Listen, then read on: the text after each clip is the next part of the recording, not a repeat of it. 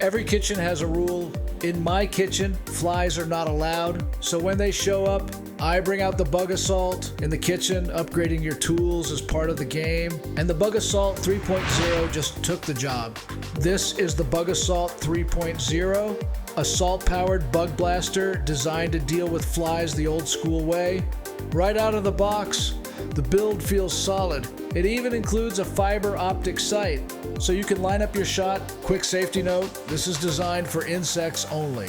Don't point it at eyes, faces, or people. Use it responsibly. Loading it is simple. Just add ordinary table salt into the top chamber and close the lid. Reminds me of loading the Red Ryder from the classic A Christmas Story movie. Lid stays closed shut so you don't loose your salt ammo. There's also a simple safety switch. Push it one way for safe and the other way when you're ready to fire. Once it's loaded and cocked, line up your target and pull the trigger. It's simple, it's effective, and honestly, it's a lot of fun. Because in my kitchen, great food is always welcome, but flies, definitely not.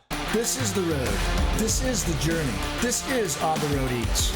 Forged in fire, fueled by flavor.